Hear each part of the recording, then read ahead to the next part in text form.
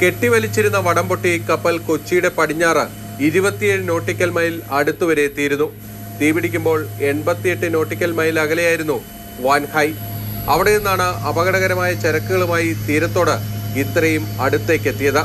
വലിയ പ്രതിസന്ധി മുന്നിൽ കണ്ട നാവികസേനയും കോസ്റ്റ് ഗാർഡും പ്രതികൂല കാലാവസ്ഥയിലും അതിസാഹസികമായി തീപിടിച്ച കപ്പലിൽ ഹെലികോപ്റ്റർ വഴി വീണ്ടും ഇറങ്ങി. ഇരുമ്പ് റോപ്പ് ബന്ധിപ്പിച്ച് കപ്പലിനെ വീണ്ടും നിയന്ത്രണത്തിലാക്കി. കഴിഞ്ഞ ദിവസങ്ങൾ പെയ്ത ശക്തമായ മഴയാണ് ഈ കപ്പലിലെത്തി നിയന്ത്രണ വിധേയമാക്കാൻ ഒരു പരിധിവരെ സഹായിച്ചത്. പക്ഷേ കടൽ പ്രക്ഷുബ്ധമാണ്. അതുകൊണ്ട് തന്നെ പുറംകടലിലേക്ക് ഈ കപ്പൽ കെട്ടിവലിച്ചു കൊണ്ടുപോകാൻ പല ബുദ്ധിമുട്ടുകളുമുണ്ട്. ഇപ്പോൾ മണിക്കൂറിൽ 1.5 നോട്ടിക്കൽ മൈൽ വേഗതയിൽ മാത്രമാണ് കപ്പലിനെ നീക്കാൻ കഴിയുന്നത്. കപ്പൽ കൊച്ചിയുടെ തീരത്തേക്ക് ഒഴുകിയെത്തിയിരുന്നുവെങ്കിൽ കാര്യങ്ങൾ കൈവിട്ടു പോകുമായിരുന്നു. നിയന്ത്രണമില്ലാത്ത കപ്പൽ മുങ്ങി കണ്ടെയ്നറുകൾ കടലിൽ വീണാൽ വലിയ പാരിസ്ഥിതിക പ്രത്യാഘാതങ്ങളും ഉണ്ടാകും. പരമാവധി ഉൾക്കടലിലേക്ക് വാൻഹായിയെ നീക്കി പ്രതിസന്ധി ഒഴിവാക്കാനാണ് നാവികസേനയും കോസ്റ്റ് ഗാർഡും ശ്രമിക്കുന്നത്.